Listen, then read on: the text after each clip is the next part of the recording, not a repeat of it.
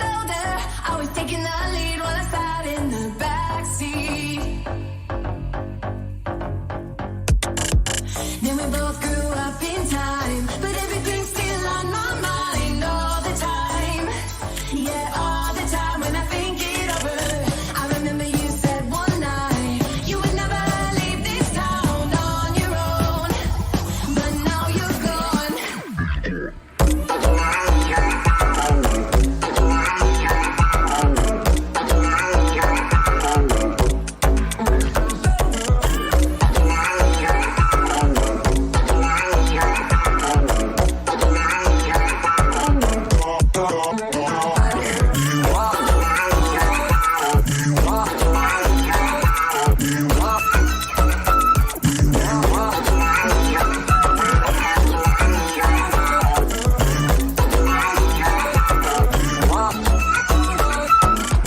Taking the lead while I sat in the backseat.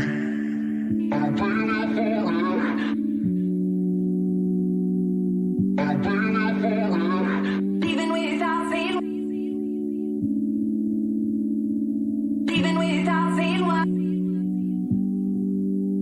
But I wonder if you wonder. But I wonder if you wonder. But I wonder if you wonder. But I wonder if you wonder.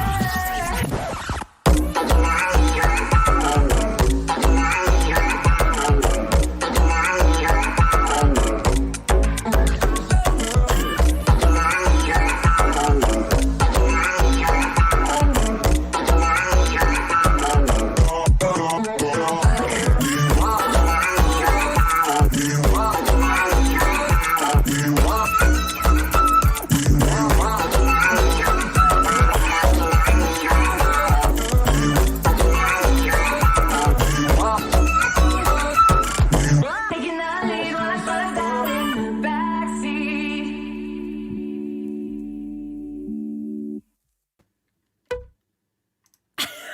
I was trying something new. Okay, so I was totally trying something new. And I was like, literally, it was like 10 seconds left on the countdown timer. And I was like, wait a second. What happens when the video's over? So I was actually testing a new feature that StreamYard just released last week.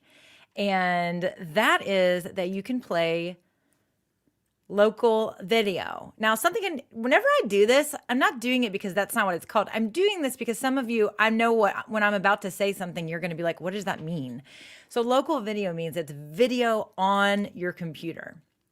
So StreamYard allows you to upload videos and play them during your stream. And this is great, except there's a file size limit. There's a length of video limit as well. So if you want to play longer videos, or larger files, you can't upload them to StreamYard. The other thing that happens is you have to upload them to StreamYard, and I literally made that countdown timer like right before, and it was taking forever to download from Canva, which I wish it was faster, but it takes forever to download videos like that from Canva. And then similarly, it takes a while to upload them to StreamYard. It takes longer to download them. So it downloaded, and it was like, I literally had like a minute left. And I was like, well, I want to play it. So I was like, well, I'll just try this new feature. Now, one of the things that's really, really cool about this feature, whoa, I was out of focus there for a hot second. Weird. Anyways, what is interesting is that the thing I like about this is that we can play videos now, but I don't have to be off screen when I'm playing a video. So for example, let me add it back to the stream. Let me mute it for you, right? So it's playing a video, but look, you can still see me. Oh, I need to change my background. Let me change my background. But you can still see me. Hi. And I can also change the view of the video. Whoa, right? Like that's pretty cool. And I can pause the video. I can fast forward the video. So this is really cool if you have a tutorial video or something else and you want to play something and then pause it and then talk about what just was aired or displayed. I can toggle views just like I toggle the view when I'm sharing my screen. It's just that instead of sharing my screen, I'm actually sharing a video. And so, like, for example, I can go to solo mode, and then you can still hear me, right? Whereas when we play a video that is, when we play a video that's uploaded to StreamYard, it literally covers everything. No sound can come through, nothing else. It's the whole screen. It covers everything up except for banners, which you see down below me, and comments, right? It covers everything, even the overlay. So it's really pretty cool. You can you can use this in a lot of different ways. I'm still sort of creatively thinking about lots of different ways to use it. And as I continue to think through that, I will be sharing that with you. But what was really kind of nice was that I was able to just quickly make the video, not worry about uploading it, and just play it. Now, at least on my end, it didn't quite sound like the quality of the audio was quite what I was wanting. But that's easy. It's software. Those are things that can be fixed very easily. It also, I didn't test the actual video itself. Sometimes when we download videos from Canva, depending on the song you pick and the quality of the actual file up in Canva, sometimes it doesn't quite sound as good. So that's that. So yeah, I was trying that. I also wanted to show off that super cool feature of playing the local video for you guys, which I'm really excited about. Kevin says, local video, like Blockbuster, only you can still watch it and there are no late fees. Right. Very similar to that, but different. But I'm already thinking about ways where maybe, because one of my goals is to actually be on screen during the countdown. I want to be on screen during the countdown while I'm warming up. And I can actually, when I do that, I will probably elongate the countdown. And so I want to actually still have you see a timer, and I'm not the show's not started, right? So one of my thoughts was I may go to this view or even this view, and I may do something that is like just that whole video screen will be the countdown timer itself. And maybe it'll say something like show starts in, and it'll just be me sitting here getting ready. And you guys all see me kind of jamming like I do, right? But at the same time, I would probably play some music from, my own collection versus having to download it to be part of the video, et cetera, et cetera, et cetera. So once I figure kind of that little trial out, I'll definitely be sharing that with you guys for sure.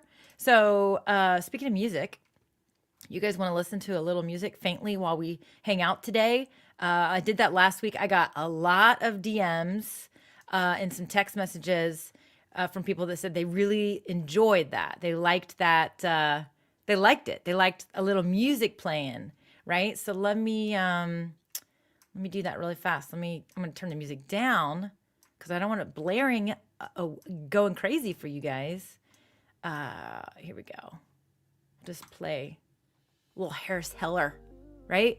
So I'm playing Harris Heller Stream Beats because it's copyright free and it's just kind of cute little background music, right? So let me see here. Jennifer says, love the idea of you being on screen with your countdown. Yeah, right? Seriously.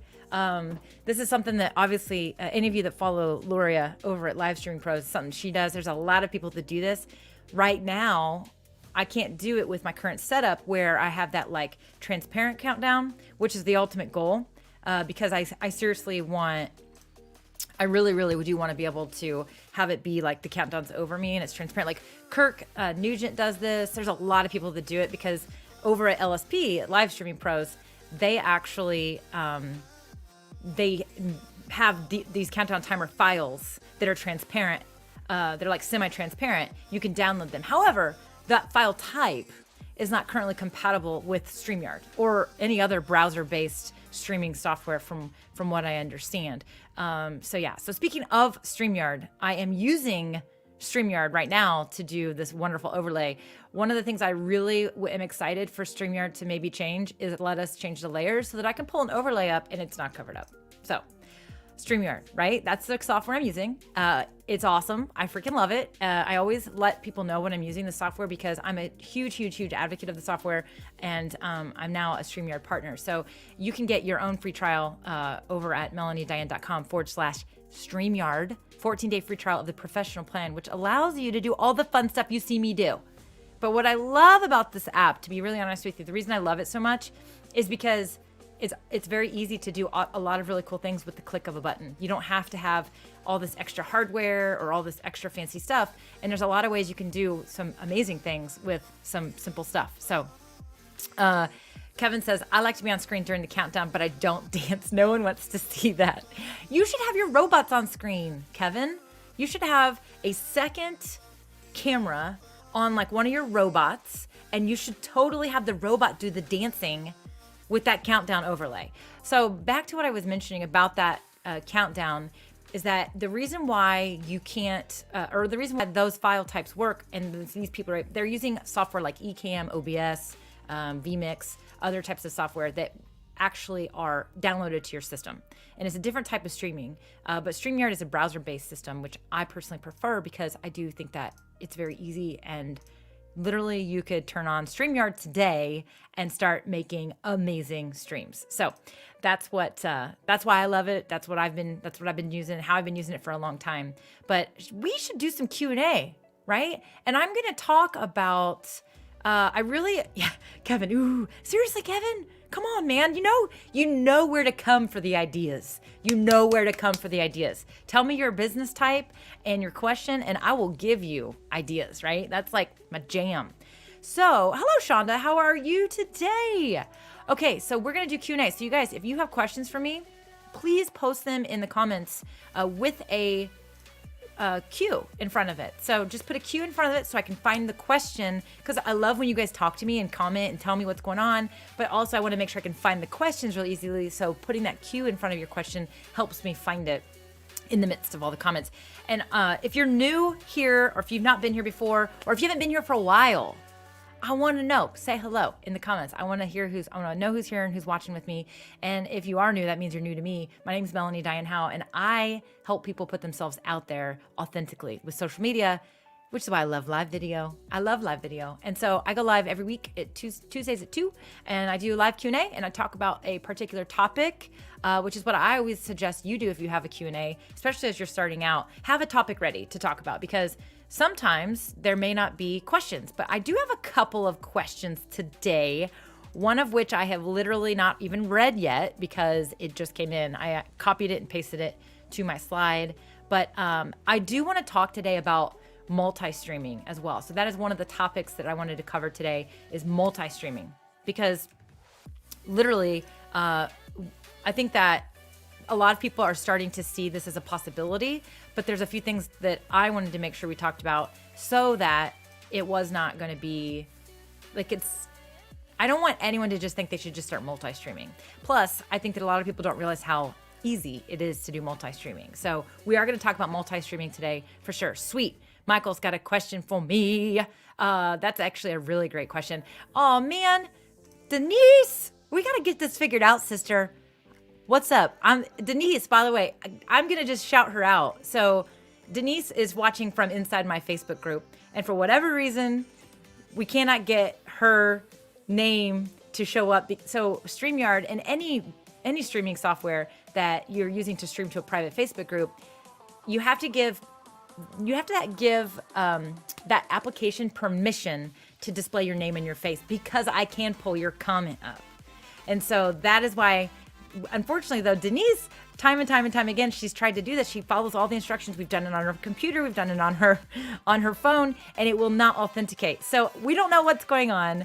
I have no clue. But Denise, you could also go hang out over on my business page and my YouTube channel, and I can definitely see your beautiful face and your name there. But I wanted to shout Denise out because Denise had a huge milestone last week. So she's here catching us live because she is now a full-time entrepreneur pursuing her dream. She actually left her 9-to-5 job. It was a very planned thing, and I think last week was the week that she did it. So Denise, I'm so excited to see you here today. I'm excited to see you tune in more and more and more. So okay, so I will actually, Michael, I'm going to answer your question very quickly. It's very good to see your face again, Michael. I'm so glad you're back here.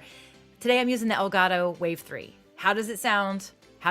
Right? I did turn the gain up just a hair. It's not quite as close to me today, but I have boxed up the Shure, and it is going back. So the Shure was the other $250 microphone that I was using. It is compatible with XLR. It is also USB, which means it just plugs right into your computer, which is the way I wanted to use that microphone. However, it just is not loud enough. I had to have the gain almost all the way up and the microphone in my face, which is not the kind of microphone I want for that kind of price point. I'm sure it's an amazing mic. And if you are looking for an XLR microphone, it's actually great. The reviews are great for it, but I did a lot of research online. I had a couple people help me out, and they all basically said, yeah, if you're just going to use it for USB, there's other mics you might want to consider.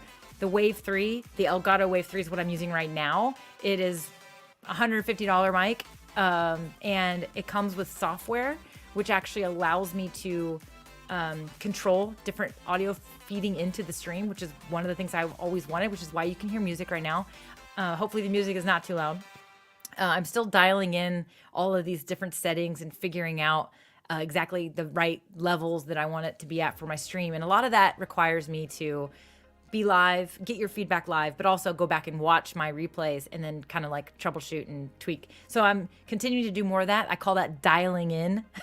So that is definitely what I'm doing right now. So let me know what you guys think. And Michael, thanks for the feedback. He says, sounds very clear. Great. I do love this mic. Hey, Denise, she's on YouTube now. What's going on? There's your beautiful face. So I do like this mic, but I do wish that it would bring a little bit of my lower tones out.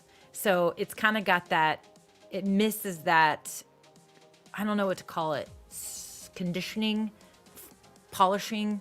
I don't know. The Shure had that. It sounded great, right? Any dynamic mic is going to sound great, but anyways, but I love this for what I'm going to be using it for streaming, as well as the software that came with. And at the price point, I love it. It's a great mic. So now my next journey is I have the Yeti hooked back up, which I'll probably continue to use for my podcast because I do actually think it sounds better than this. I've done some testing, but I don't know. Maybe I'll end up with an XLR mic eventually. I'm not really sure. So we shall see, right? We shall see. Okay, cool. Yeah, if you do have questions, put them with a Q in front. I'm going to get to a couple questions that I had said that were submitted previously. Let me remove that. Share my screen, not video file. So now when you're in StreamYard and you go down to share, instead of it just saying share screen, it says share. And when you click it, you have two options: local video or share your screen like before. So hello, Derek. I also am excited about the growth that we are seeing as well. Not only with our group, our awesome group, DIY Marketing with Melanie. If you guys aren't part of our Facebook group, get over to Facebook and just search DIY Marketing with Melanie. Come join us. We have a lot of fun. This is where I get my questions, a lot of times submitted before I go live, but it's a great place to support each other. That's how I knew Denise was leaving her 9 to 5, and she said it here in the group. Yahoo freedom. So yeah. All right, here we go. Okay, here's what we're gonna do.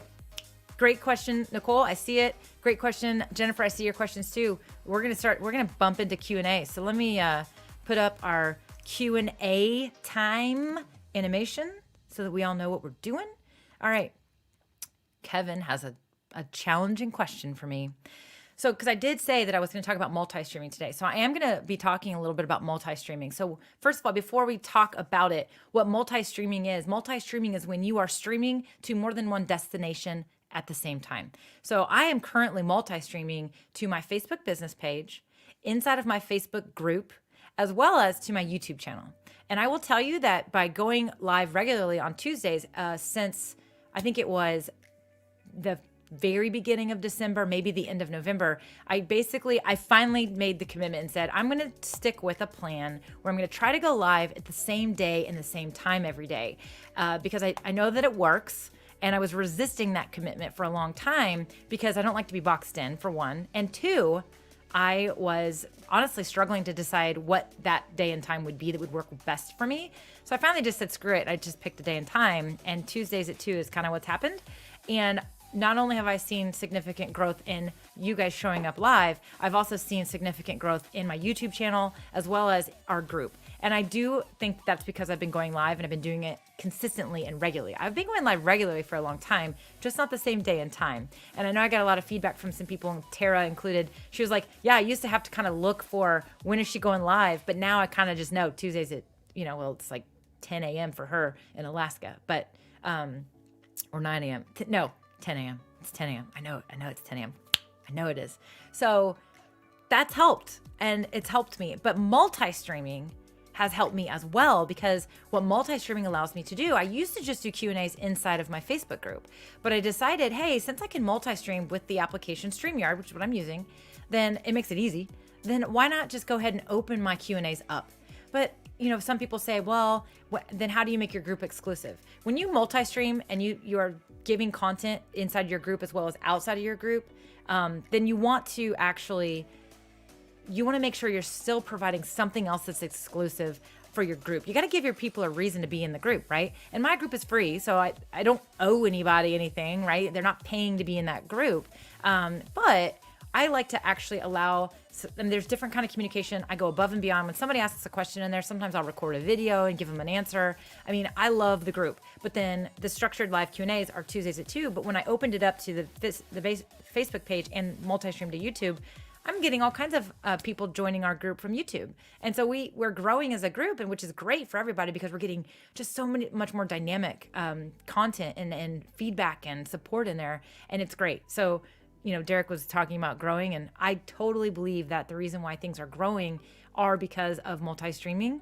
And you cannot multi-stream unless you have an app that does that. Only other way you can multi-stream is to literally have different devices up, and you're like literally, multi-streaming, with different devices, and your comments are coming on different devices. StreamYard lets me see all of your comments in one place. And so like Denise is on YouTube, but she was over on Facebook, right? And so I can see all of these comments together. And so that's what I love about you. If you're going to multi-stream, you definitely want to have an app that will allow you to multi-stream. In my opinion, StreamYard is the absolute best one to do that. There are others out there, but I think StreamYard's the best one because I do think it makes it easy, and you can multi-stream on their basic plan. You don't even have to have the highest plan to multi-stream. So anyways, I wanted to kind of define what multi-streaming was before I got into Kevin's question, because he is talking about multi-streaming. All right, so Kevin says, monetization strategies with multi-streaming. I've not reached the magical 1,000 subscribers yet on YouTube. So pause the brakes again. So YouTube, we hear about kids want to be YouTubers, professional YouTubers. It is actually a profession because you can make money. And so when you go watch a YouTube channel or a YouTube video and it stops and it displays ads and you have to wait for the ad to play 5 seconds and all that stuff, that ad money is actually being rewarded to the YouTuber as long as they hit a certain threshold. You have to be monetized, you have to have 1,000 subscribers and also 4,000 minutes watched in the last 365 days.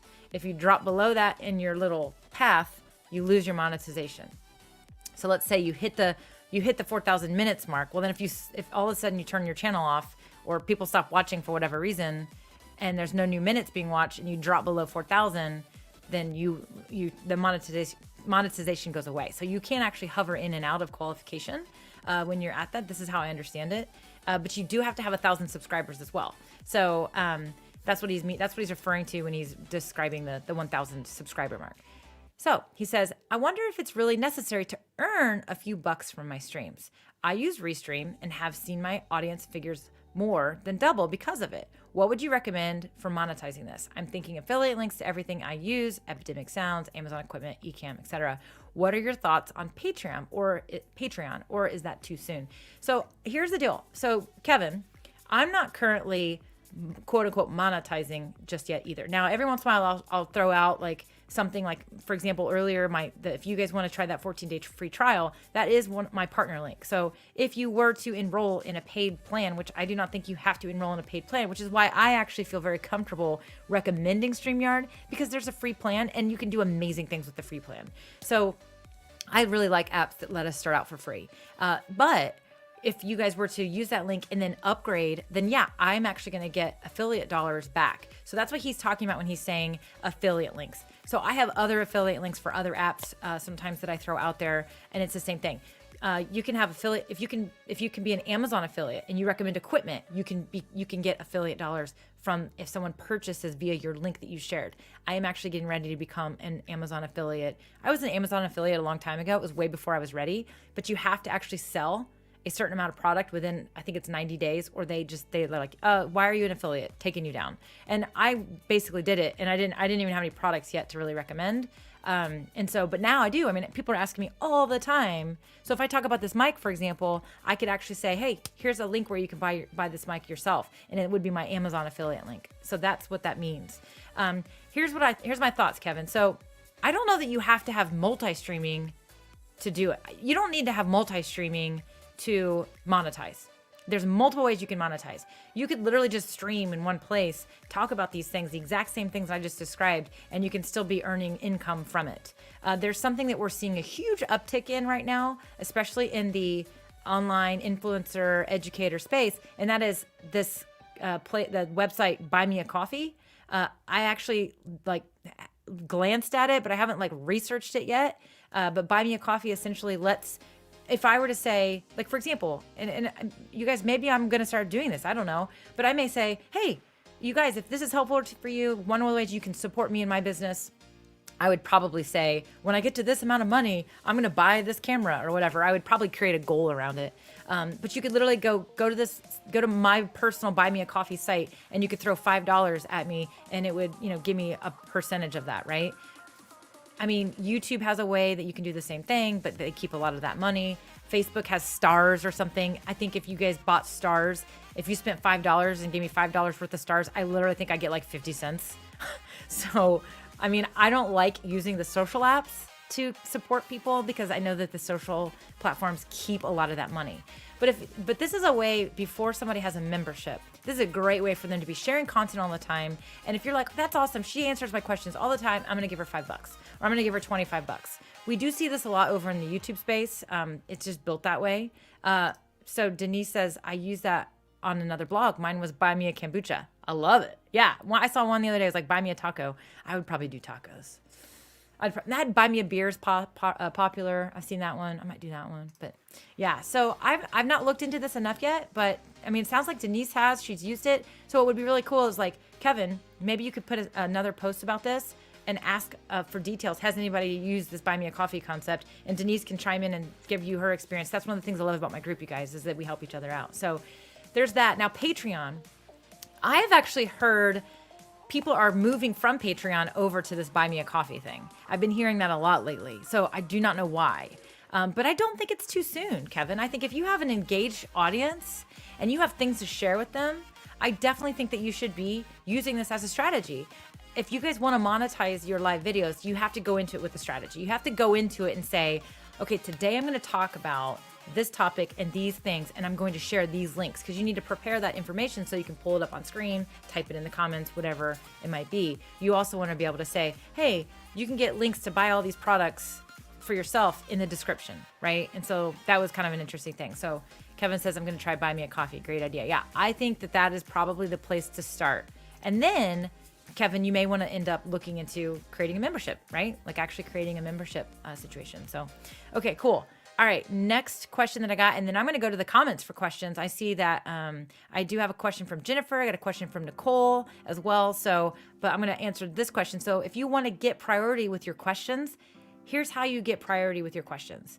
I want you to join us over in the Facebook group, okay? And what I do is every Tuesday I schedule my Tuesday streams ahead of time, because when you use StreamYard, you can just go in and schedule your stream. It makes it super easy. Upload a picture, and it's like, hey, blah, blah, blah, blah, blah. Puts it everywhere for everybody to subscribe, right? And say, get notified.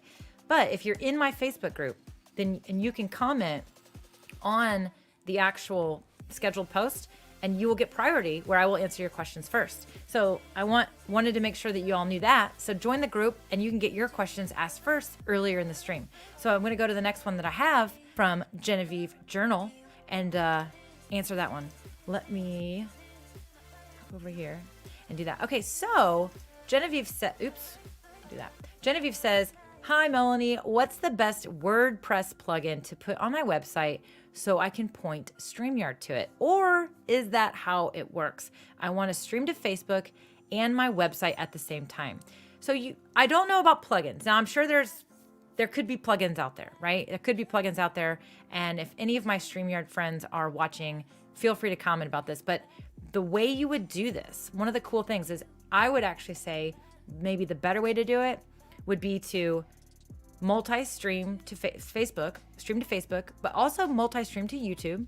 And when you schedule that post, you're going to go to the YouTube, your YouTube page, and you're going to see that scheduled post. It's going to have a share button. You select the share button, and you're going to pick the embed code. So you're going to embed that live video content onto a blog post page or your home page, or wherever you might want to do that. You would actually do it that way. So this is actually one of the ways that a lot of people will sort of quote unquote fake, or not fake, they will do a webinar without paying for webinar software. They'll actually just do a live video on the social platform. They embed that video code onto a website. And then when people register via an email, signature, or an email opt-in, then what they do is they email them the link to that landing page. And so then it's like showtime. It's like, hey, it's showtime, but like 15 minutes prior or something, or even like getting started now. And then they follow the link to the landing page and they're watching on the website. But what's happening is that embed code from YouTube is actually creating a window into. So the embed code from the site is creating a window into the YouTube live video. That's the way that I would actually do it. However, there may be plugins that essentially do the same thing, but not necessarily like requiring you to copy that embed code. But I mean, there are plugins out there. I do not know of any StreamYard plugins per se, but it doesn't mean that somebody hasn't created something that does connect it. I mean, there's developers making amazing plugins all the time. I'm not aware of any right now that are supported by or approved by StreamYard. But the way you would actually do it is the way I just described. So you would schedule your live video, copy that embed code, paste that embed code onto whatever page you wanted to do. Again, I don't know what how she's wanting to do it. And then that's how you would want to do it. So there you go. Hello, Billy. How are you today? He says, have you talked about the Canva scheduling post application? No, I have not yet. You can schedule posts in Canva. You can. I haven't talked about that yet. Are you wanting to know about it, Billy? Put a Q in front of your question. Let me know what your question is. Okay, so Genevieve, I don't know if you're watching live. Hopefully, maybe that is you, Genevieve. Genevieve, if that is you, then go up to the link in the description and click on that link that says StreamYard.com/Facebook, and then authenticate it so I can see your name and your face. Or just go over to YouTube like Denise, because it doesn't work for her. So yeah, okay, cool. All right, Denise, I'm glad you're learning stuff. Okay, cool. Let's jump into questions that you guys have. Okay, let me take a quick peek here. Okay, so you guys should barely hear. You should softly hear a little bit of music. Okay, Jennifer had the first question. So let me read this. Okay, so she says, oh my gosh, let me get up higher here. If any of my Spotify friends are watching, can we make this transparent, please? Come on. Can we please make this transparent, right? It's one of the things. I know there's one. So I have different themes, right? That one's not either. It's this minimal is the only one that's transparent. But I don't like minimal. I like the way these look. I'm deciding. We're just going to stick with it. Okay. All right. She says, I'm the producer for my nonprofit org's live streams. So what she means, the producer, I'm assuming she's doing what I'm doing. I'm the host. Like, that's the producer. We have a variety of shows with different topics, hosts, and styles. Okay. So she's behind the scenes then. That's what she's saying when she's a producer. I'd like to create more uniformity across shows. We've created a gift of the live logo to use on all of them. Any other tips for creating uniformity within such variety? Well, we have a variety of shows with different topics, hosts, and styles. I mean, using the same color schemes, obviously, using your logo, that logo, obviously, but also, uniformity comes in different ways, different formats. Uniformity actually can come in the format. And what I mean by that is that if let's say, for example, you have a routine that you follow every time, and that no matter which topic or which host or whatever, it's the same kind of flow, that's one way. Your intros, your intro videos, here's the deal. Okay, let me just back up. I like to look at live videos this way. You have shows and you have topics. Now, some people, they may cover 3 topics, okay, every week. One, let's just say for whatever reason here, we're going to talk about coding, or we're going to talk about gear. Okay, let me back up. Social media marketing, right? Video, and then tech and gear. Those are 3 topics. I could actually make a show type for each of those, right? I could be like, it's the marketing show, the talk show. I bring on guests every time, and we talk about marketing strategies, right? And then the whole video one is just going to be me teaching you how to do live video. It's all about video. And then the gear one is going to be me showcasing products, testing things, and you get to experience what it sounds like when I try new things, right? Those could be shows. Like, you could actually brand them as shows, or you could just put them under you. Like, I could put them under me, Melanie Diane. Mondays I talk about this, Tuesdays I talk about this, and Fridays I talk about this.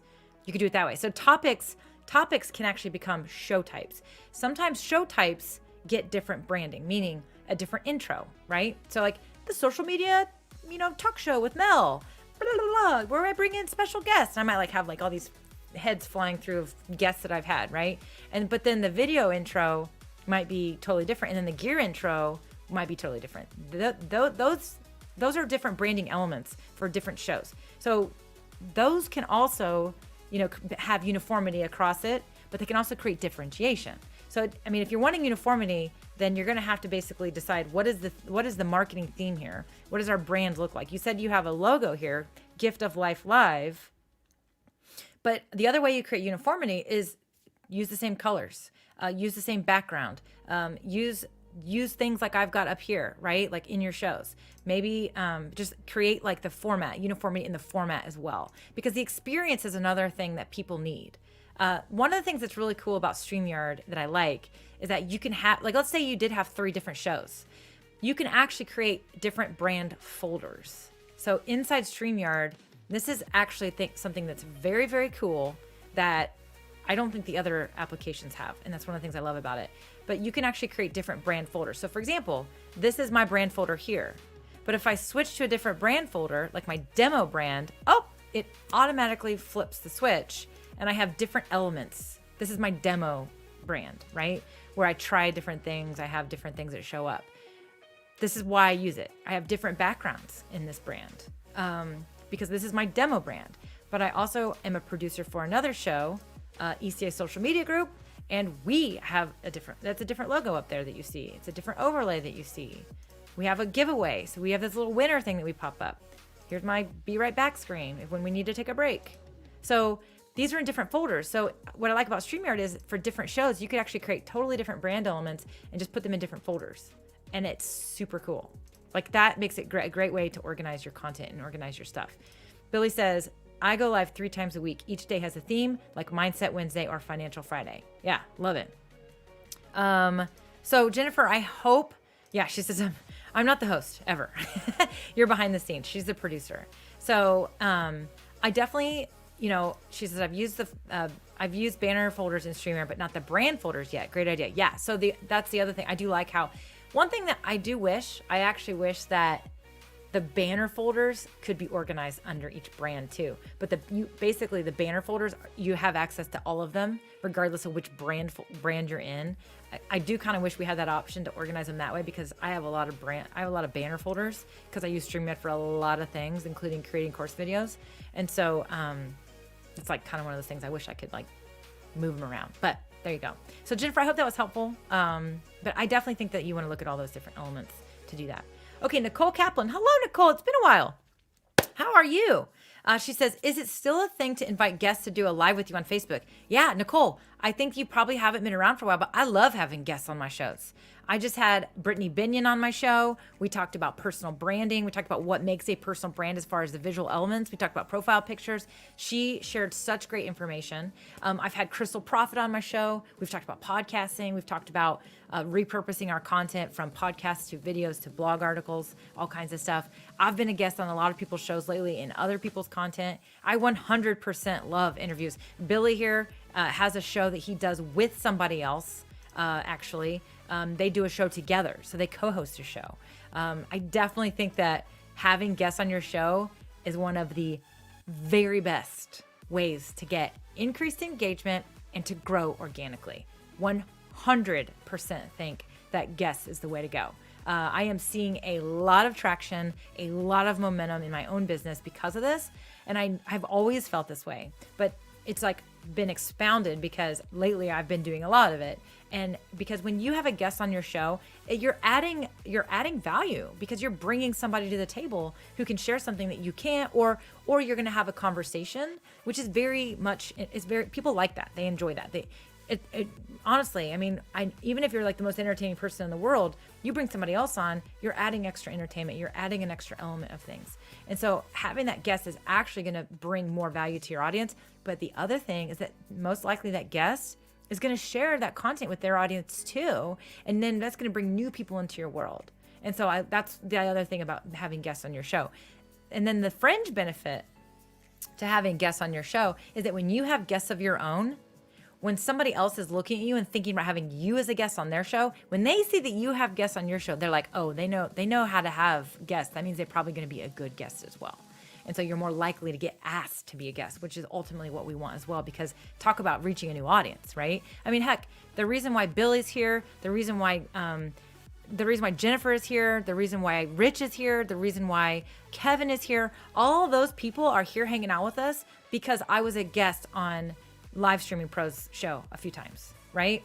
And Lori and I just recorded a fun video. Yes, was it yesterday? We just recorded a video that's going to hit their YouTube channel soon. So like collaborating with others and actually helping other people will absolutely help you find new people and bring them into your audience. So, shout out to all my people that kind of came out and hung out with us have joined us from Live Streaming Pros, seeing that over there. So yeah, I definitely think it. And I saw another comment. She said, I need to jump back into your group. I'm marketing again with somewhere completely new. That's exciting, Nicole. I'm excited that you are on a new adventure and still doing marketing. You're very talented. So yeah, come say hi over in the group. Come hang out with us for sure. All right, I'm going to go back up. I know I've got more questions from you guys. I think Rich had a question. Let me find. Okay, Rich does have a question. By the way, hello, Rich. I'm so glad you're here. You have been joining us almost every Tuesday for a few weeks now. So I love seeing you guys return every week. It's great. All right, so Rich says, okay, now that you're a part of the StreamYard Inner Circle, ask them to find a way to allow us to edit the fonts on the built-in lower thirds. Rich, yeah, that is actually something that has been requested by a lot of users. I do not know. I don't have access to their product roadmap. But I do know that this is actually requested a lot. So who knows? There could be a way where we can actually customize some things. Here's the thing. Here's what I do know about StreamYard. Their pillars I love their core values. And one of their pillars is simplicity, right? And in order to maintain the simplicity, meaning don't overcomplicate the tool, don't make it too complicated for everybody. One of the ways to maintain that is to keep things somewhat simple. But I also, when I think about the way StreamYard's built, meaning it's a browser-based platform, and for us to customize our fonts, it probably would require a different tier of code and development that would add a little bit of complexity. But it's not an easy thing, I think, to implement is what I'm getting at. But I do know it's asked all the time, and they're really good about things that get asked repeatedly and repeatedly and repeatedly. They look at it, they try to implement it and put it in their roadmap. For example, playing this local video is something that people have been asking for a really long time. And that took a lot of work, and they finally were able to make that happen. So yeah, I'll push it over for you, Rich, for sure. Okay. Have you talked about the Canva Schedule app? No, I've never talked about it. So Canva scheduling, so what Billy's getting at is that when you have a pro plan with Canva, Buffer, Hootsuite, these are very popular apps that have been around for a long time where you can go in, you can create a post, you can actually say, I want this post to go out on Twitter, Facebook, on LinkedIn, and you can schedule the different times, and you just do it right there in one platform. Now, obviously, you can schedule your Facebook page posts and your Facebook group posts inside Facebook, which is actually recommended because anytime you introduce a third-party tool to your content, they kind of know it's not live and in the moment. And Facebook wants they want everything to be in the moment. But so they've never said that their algorithms, if it's posted by Hootsuite or Buffer or somebody, that they squash it in the algorithm. but there's a lot of people that have been like, we've tested this over and over. And when we use the native scheduler, it goes way better. I don't know, whatever. So, but in Canva, there you can actually create a post and you can actually schedule it. There's a content scheduler now that where you can actually go in and connect your accounts and you can say, just right from Canva. You can publish right from Canva. But if you have the pro plan, you can actually schedule that content from inside. So you wouldn't need Hootsuite or other stuff. Now, the benefits to using apps like Hootsuite and some of the others that are out there, Agora Pulse, there's a bunch now, is a lot of times they also come with analytics. They come with monitoring tools. So you're, again, one dashboard, one place. You can see all your stuff. Like you can see your Twitter feed, you can see your Facebook feed, you can see everything all in one place, and you can see the performance, and you can respond to comments on all the different platforms in one place. That is not what Canva does. But Canva does allow you to create it and then say, I want to post this to Facebook, but I don't want it to go out until tomorrow. So again, it's kind of like you're in the app, you just designed a piece of content, but what you don't have to leave the app. You can actually go schedule the posting. So that's the benefit of it. To be honest, I've never used it. I have not used it. I do a lot of live video, but I don't do a lot of like regular posts, right? I do a lot of live video, and that's kind of where I focus most of my time and most of my content. But I help other people come up with ideas for their content. For me. So, okay, Billy's got another question. I answered one of them. Billy says, how do you deal with negative comments on your post or live? Ooh, this is a good one. How do you deal with it? So it depends. There's a couple things. There are definitely a couple things. On live videos, it's way harder because you are live. Like, in fact, just a few weeks ago, we were live and, I had to block somebody's comment. I had to block someone, which I am glad that StreamYard lets me do it right inside the app because I'm in here. I'm not over on YouTube too. There are a lot more trolls on YouTube. So there's more just like people who literally need to get a life and find something else to do. And so that's kind of an issue. So you do have to kind of like, when you start growing on YouTube, you may need to actually look into hiring or asking for someone to be a moderator. And so they can actually be watching for you so that you can focus on the content and you're not having to sit there and continuously scan the comments. Because as you grow and you get more people showing up live, you're going to get more and more comments. And it will be very difficult for you to monitor your own comments as you grow. So you may have to ask a friend, a VA, or one of your super fans and say, hey, I'll give you free access to my membership if you help me moderate, right? And so you may have to do that. Now, how do I deal with them? Again, it depends. Depends on the comment itself. I usually just ignore them, right? But if it's when I'm live and if somebody wanted to make fun of my hair or something, I'm just going to ignore that. Or I may be snarky. I sometimes get snarky when I'm live if someone's being a little bit mischievous. Now, how do I deal with negative comments on my content after the fact or when I'm not live? I always look at it and I always try to lead with compassion. If someone's being negative or nasty, there's probably something else going on with them that honestly has nothing to do with me. I don't think that there's really ever a need to publicly be nasty with people unless you literally have some stuff going on. So I kind of try to lead with compassion. I also, like, if they're criticizing something, then I look at it, I think, okay, even if they're harsh with their words, if they're like, your lights are distracting, it drives me crazy, your lava lamp is stupid, then I'll be like, okay, well, maybe it is distracting. And I'll just kind of assess and I'll decide, is that feedback I want to use or is that feedback I want to go ahead and just kind of like push somewhere else, right? So I always look at it. I always think about it. But I don't spend a lot of time on negativity because, again, like I said, those people are not typically my people. And so the more you put yourself out there and the more you go do stuff, you are going to get people that love you and support you. And then you're going to get people that just, you're not their style, right? And if they feel a need to tell you something then what you need to remember is, guess what? That's a person I'm repelling. And that's okay.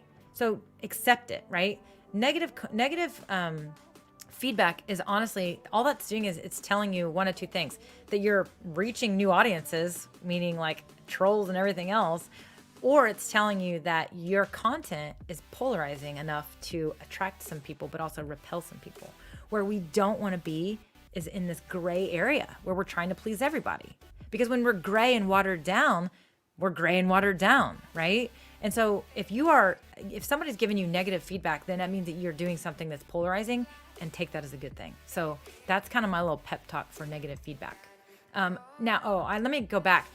I sometimes will respond to things. If somebody's inappropriate or just being blatantly rude or ridiculous, I'm going to delete their comment and I may block them, right? But for the most part, I try not to do that because I want to address it, because your response to how you handle that negative feedback may actually be another thing that attracts other people to you. Wow, look how he handled that with just such grace and whatever, and he just kind of moved on. That's cool. I really like that Billy guy. So sometimes our response is also polarizing as well. Okay, let me take a look. I know I've got another question. Okay, Denise says, can you play on StreamYard as if you were live, but you're not actually live to test it out? Yes, and I love that about StreamYard. So here you can do two things.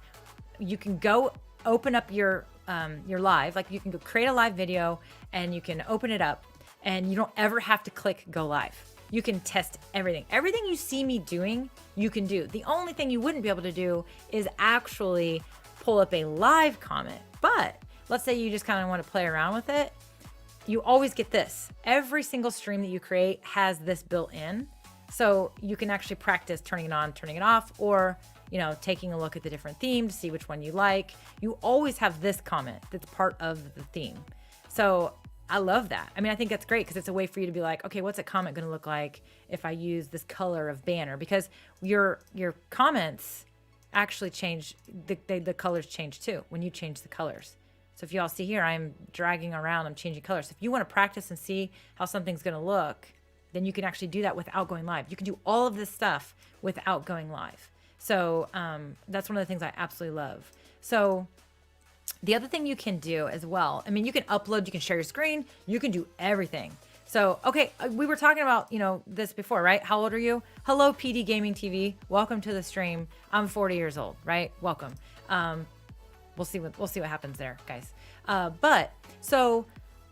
Denise, you can also, if you wanted to create a video using all this cool stuff, like for a course or for YouTube that was not live, you can also use StreamYard and do what's called record only. You don't actually have to stream anywhere. So you can actually use the application to create a really cool video, share your screen, do all the things you see me do. It's not live, it's not streamed, and it will record it and put it in the cloud and then you download it, right? The one thing I do wish was different. I do wish that you could pause the recording and resume recording, but you basically start the recording and then the next option is to end it. So when you guys are recording videos, one of the things that will happen is you'll record a video and then you'll flub up, right? Well, that if you're going to post edit, then you would just be like, yada, yada, and then you'd start again. A lot of people who work with editors, they just pause for a few seconds and then they just start again. But it's one long recording and they have to go in and edit all those pieces out. I freaking hate that. I hate doing that. I use Screencast-O-Matic, and that's how I create a lot of my videos. And what Screencast-O-Matic lets me do is it lets me pause the recording and then resume the recording. And so I can do different things, and then I can pause, and I can be like, okay, now I want to put me on the screen again, not my screen. And then I can be on screen talking, and if I screw up, it's like, oh, dang it. Well, then I can actually do what's called truncate. I can go back to that last spot, and it basically deletes that and records. I can edit as I go, basically, is what I'm saying. I really wish that StreamYard was like that, but it's not right now. And it probably has to do with being browser-based and whatnot. But hopefully, again, that's been a request that's come to them multiple times. And so hopefully they listen and make that change. But yeah, you don't actually, that's what I like about StreamYard is you can actually play around with all the stuff without even being live. So for sure. Okay, let me check. I wish you could see you jumps on your lives. Oh, yeah. I agree. So what Billy's talking about is level 1 is when you use your phone. And when you use your phone, you'll see like so-and-so just joined your live or so-and-so is watching. When you're using an application like StreamYard, you can't actually see, I can see that there are X number of live users, but I can't actually see who's watching right now. Okay. And so that is just a little bit of a limitation. I agree. I wish I knew who was watching sometimes too. Sometimes I'll be live and there'll be like 20 people and like 2 people commenting. I'm like, who are the other 18 people here? Like, it creeps me out a little bit. Okay, here's a question. Rich has a question. So now that you've tested some mics Have you come up with any reason for a live streamer to bother with a Rodecaster Pro or Go XLR? Well, it's really interesting that you asking this because I mentioned earlier, you probably heard me say that I am taking the Shure.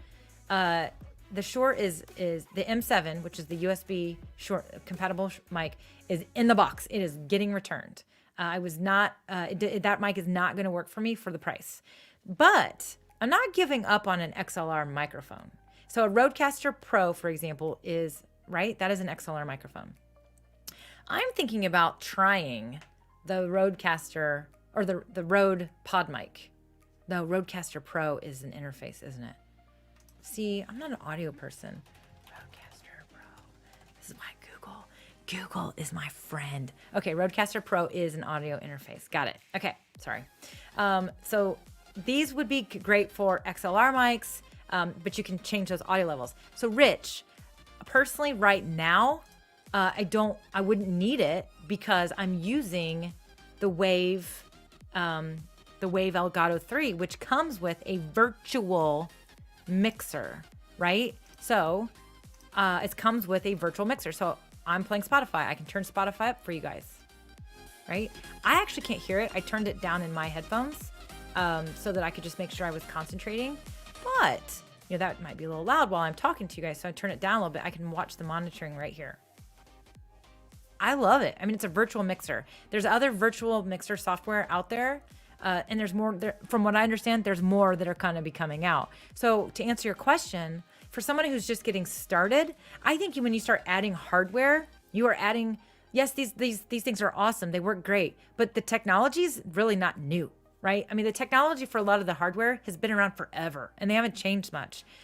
However, you're adding hardware, you're adding heaviness to your system.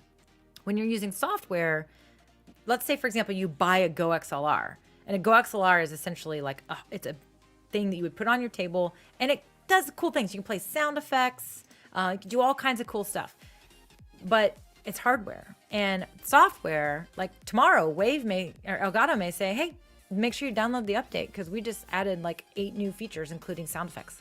So again, I would be cautious in today's market to invest in all this expensive hardware because we are seeing software being developed that does the same thing. And so for me, this app that came with my microphone, I mean, it's amazing, right? So I'm pretty excited. So, I mean, I'm all about it. Rich says, and Doc Rock pretty much trashed our faithful Yeti on live stream post today. I knew that was coming because I've heard Doc talk about the Yeti before. And here's the deal. People dog the Yeti microphone a lot. That microphone has been amazing for me. That microphone has done great for me. I also have the old version that was made before Logitech purchased Blue. And I'm pretty sure this one I have, the black one that you guys have seen on my live streams, is the newer one. And I definitely think that, I mean, I've gone back and watched some of my old videos. I do think that the silver one, the original one I have from forever ago, sounds better. So I do think that what he was saying about some of that stuff is true. But, the other thing that you have to understand when it comes to audio is people who have lower voices, people who have higher voices, different mics pick up our tones differently. And so this mic right here, for example, if you go watch YouTube and you go do a YouTube search for Wave Elgato 3, you're going to see a ton of people that did reviews for it. And every single one of them sounds different. And that's because everybody's voice patterns are different and different mics pick up voice patterns differently. So where the Blue Yeti makes some people not sound good, it's worked really well for me, right? And so it's kind of one of those things. XLR mics, I definitely think are worth looking at. I do not necessarily, again, as someone is getting started, Rich, I don't think that you have to have this equipment unless that's the kind of show you want. If you want a show where you can like do voiceovers and like voice changers and sound effects and all these crazy things, then you would want that. But I also say keep your eye on the software market right now too, because we're seeing more and more software apps or solutions hitting the market that do a lot of the same things. They're just on the computer, built in as software versus hardware. You would want to make sure you have a good machine that has a good memory and good RAM so that you can actually run the different things and multitask, right? That's pretty important too. So that's the other thing to think about with that. Let me go back.